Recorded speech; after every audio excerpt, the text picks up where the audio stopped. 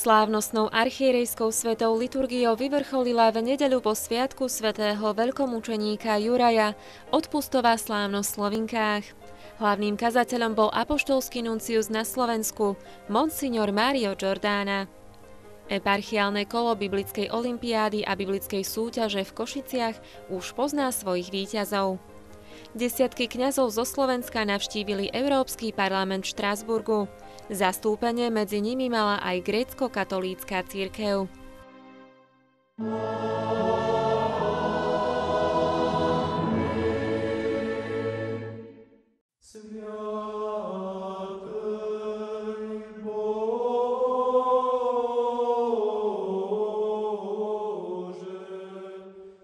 Na nedeľu po sviatku svätého veľkomučeníka Juraja slávili veriaci Košickej eparchie odpustovú slávnosť na Spiši vo farnosti Slovinky. Hlavným slúžiacim archierejskej svätej liturgie a slávnostným kazateľom v jednej osobe bol apoštolský nuncius na Slovensku, arcibiskup monsignor Mario Giordana. Ten vo svojej homílii nadviazal na patróna chrámového sviatku a jeho mučeníctvo, ktoré je aktuálne aj pre súčasného veriaceho človeka.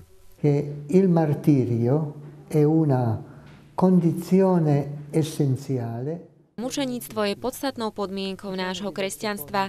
Existujú rôzne formy mučeníctva, ktoré sa však objavujú podľa Božej vôle.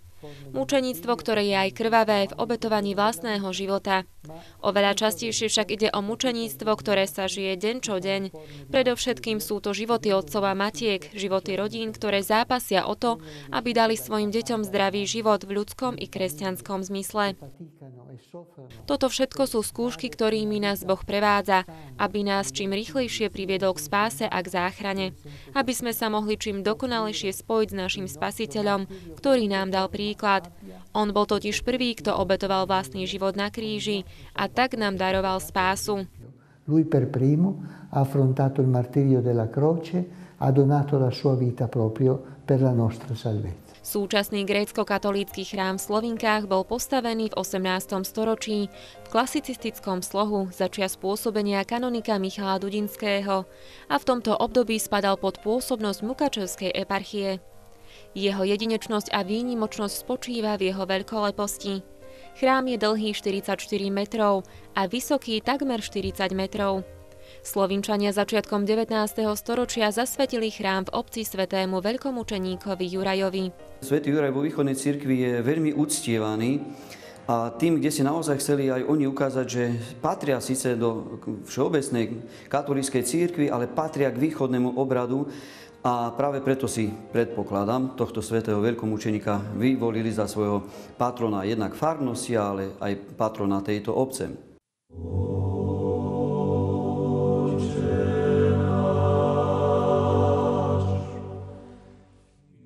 V grécko-katolíckej cirkvi na Slovensku sa sviatok svätého veľkomučeníka Juraja slávi 23. apríla. Titul veľkomučeník, ktorý v grécko-katolíckej cirkvi nosí, má okrem neho len niekoľko málo svedcov. Myslím si, že asi tým akoby najväčším jeho poslaním je nerobiť kompromisy.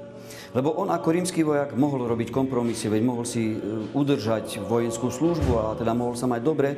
Napriek tomu sa zriekol toho akoby výdobytkov sveta a radšej podstúpil smrť, aby sa pripodobnil svojmu majstrovi Kristovi. A toto je kdesi možno aj výzva pre nás. Lebo aj v tejto dobe my sme mnohokrát konfrontovaní so životnými situáciami. A práve tu by sme mali byť ako svätý Juraj. Naozaj nerobiť kompromisy, ale naozaj pevne veriť a teda naozaj hrdo sa hlásiť k svojej viere.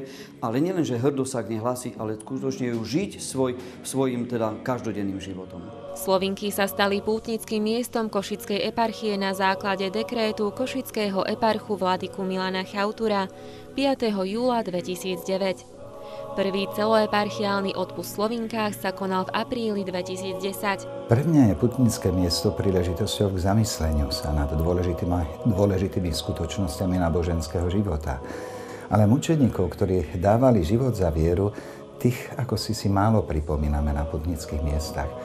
Preto som zvolil Slovinky, kde majú chrám zasvetený veľkomučeníkovi Jurajovi za miesto, na ktorom si pútnicky spomenieme nie len na mučeníkov prvých storočí, ale aj na tých mučeníkov 50 rokov minulého storočia. Aby sme práve v tomto pohľade si uvedomovali, že utrpenie, ktoré je braté so zmyslom, ktoré je zmysluplné, má veľkú hodnotu, cenu pred Bohom. A tak vznikol i tento nápad: príď sem na Spiš. Odpustová slávnosť v Slovinkách je tak myšlienkovo viazaná na utrpenie a mučeníctvo pre vieru a vernosť cirkvi, ktorej svedkami sú aj blahoslavení grécko-katolícki mučeníci, biskupy Peter Pavol Gojdič, Vasil Hopko, Teodor Romža a rehoľný kňaz Metod Dominik Trčka. Tradíciou slovinských odpustov je, že každý rok sa venuje spomienka inému mučeníkovi z obdobia prenasledovania grécko-katolíckej cirkvi komunistickým režimom. Dnes to bol Emilian Kouč. A takto pomaličky dávajúc do popredia tých, ktorí zomierali kdesi v úzadí, vo väzniciach a v ťažkých prácach, chceme zvýrazniť veriacim, že nie len život, kde si na piedestali a kde si na pohľade mnohých má veľkú cenu, ba ten život v skrytosti, ktorý svedčí o hĺbke viery týchto ľudí, mučeníkov ich posledných čias, je vlastne tým zárodkom, tým semiačkom, z ktorého vyrastá pôda pre nových kresťanov, ako tomu bolo aj v prvých kresťanských časoch. Preto aj toto zameranie tu v Slovinkách má človeka doviesť k správnemu chápaniu utrpenia, choroby, problémov, ktoré nám aj dnešná doba prináša. Aby sme nepovažovali len za negatívne to, čo bolí. Aby sme v tom vedeli hľadať aj pozitívum, ktoré Kristus zvlášť zvýraznil na kríži, kedy zomierajúc na kríži bolestnou smrťou vykupuje svet. Celý tento svet vykúpil nie zázrakmi, nie slovom, ale vykúpil vlastne svojim krížom, o ktorom povedal, až keď Syn človeka bude povýšený, až vtedy všetkých priťahne k sebe.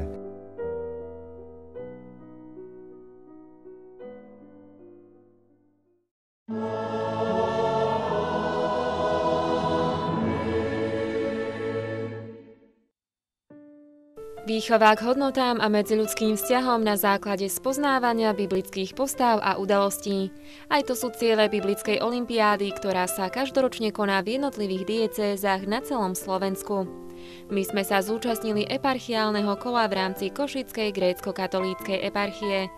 Zúčastnili sa ho víťazi protopresbyterských kôl, ktorí si aj v tomto postupovom kole zmerali sily v niekoľkých súťažných disciplínach. Súťaž preverila nielen ich vedomosti, ale tiež tvorivosť a schopnosť pracovať s biblickým obrazom pri prevedení biblickej scénky. Cieľom biblickej olympiády je, aby sa deti a mládež venovali viac čítaniu Božieho slova, aby pracovali so Svätým písmom, aby v ňom nachádzali záľubu. A to je teda najväčšie potešenie, ako aj cieľ tohto súťaženia. Zároveň však spoznávajú aj ďalších mladých ľudí pri týchto kolách krajských, teda eparchiálnych a celoslovenských, ktorí majú rovnaký záujem o Božie slovo. Máme radosť aj z toho, že vedomostná úroveň tých detí je vysoká, ale nie je cieľom mať len vedomosti o Božom slove, ale predovšetkým to Božie slovo vovádzať do života v realite, vo svojom každodennom živote, vo svojich vzťahoch. Na eparchiálnom úrade v Košiciach súťažilo spolu 8 škôl v 2 kategóriách. Biblická olympiáda kladie dôraz na vedomosti, zručnosti, skúsenosti a návyky, vychádzajúce zo štúdia Svätého písma. Témou tohto ročníka bola prvá kniha Samuelova zo Starého zákona a Evanjelium podľa Lukáša z Nového zákona. Je veľmi dôležité mladej generácii poukázať na niektoré dôležité skutočnosti v živote. A jednou z takých veľmi dôležitých literatúr, keby som to povedal v úvodzovkách, je Písmo sväté. Pretože dnes mladá generácia veľmi málo číta. Viac pozerá, alebo sa prehrňa v stránkach Facebookov. A je dôležité upozorniť na Písmo sväté ako knihu kníh. Tá je najvydávanejšia v svetovom meritku, ale mnohokrát je len tak povrchne čítaná a braná. Preto Biblická olympiáda má pomôcť k vzbudeniu záujmu detí o túto knihu, v ktorej nájdú múdrosť života. A tieto múdrosti života, podané samým Božím synom a inšpiráciou Ducha Svätého, tieto múdrosti potom im môžu pomôcť v zložitých situáciách každodenného života. Víťazmi Biblickej olympiády sa stali Základná škola okružná 17 Michalovce a Gymnázium svätého Tomáša Akvinského v Košiciach. Tí budú Košickú eparchiu reprezentovať na celoslovenskom kole, ktoré sa uskutoční v dňoch 17. až 19. mája na Zemplínskej Šírave.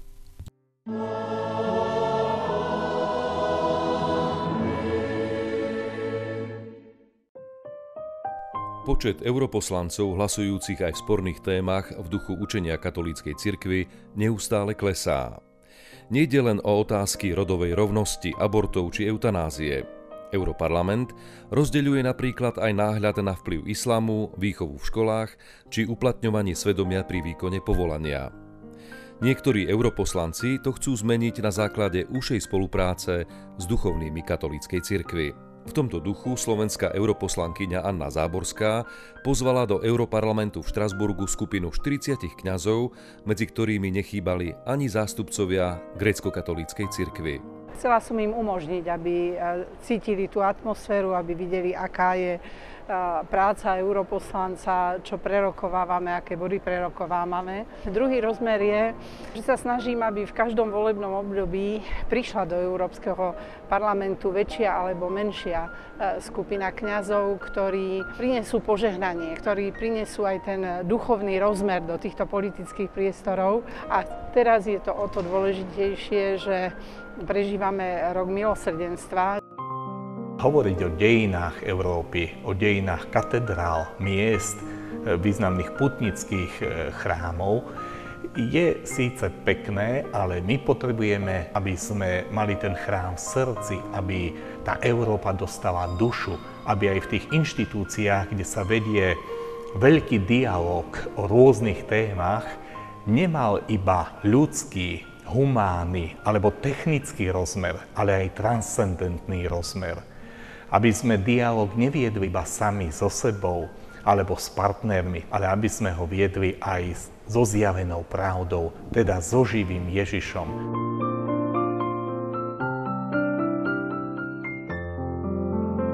Máme prosiť ozaj toho, ktorý je nad nami, aby dnešná Európa znova sa vrátila k tým koreňom, ktoré ju tvorili, ktoré ju definovali a ktoré ju vytvárali.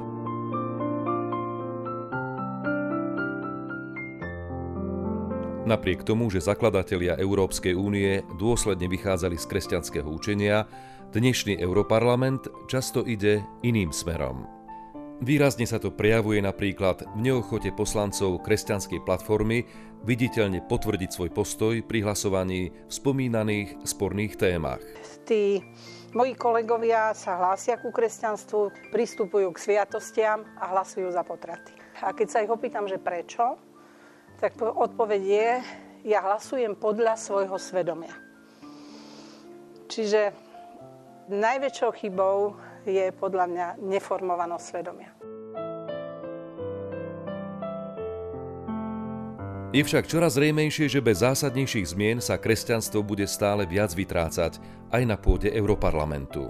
Niektorí angažovaní laici preto navrhujú väčšiu a čitateľnejšiu politickú zainteresovanosť katolíckeho duchovenstva. Myslím si, že priama angažovanosť kňazov aj v politike by pomohla sa lepšie zorientovať v hodnotách a myslím si tým, že by tam boli prítomní, tak vlastne by prinášali to, čo v sebe nosia Ježiša Krista a vlastne by vedeli vyjadriť úprimne, pravdivo svoj pohľad na každý problém, ktorý sa týka našej spoločnosti. Návšteva slovenských katolíckych kňazov v Štrasburgu vyznela ako svedectvo viery i výzva do budúcnosti. Zástoj grécko-katolíckych kňazov na tomto fóre zaznel dôstojne a presvedčivo. Súčasne sa rešpektujúc snahu o úprimný dialog, potvorili aj témy, ktoré by mohli dostať väčší priestor nielen počas návštevy v jednom z centier Európskej únie.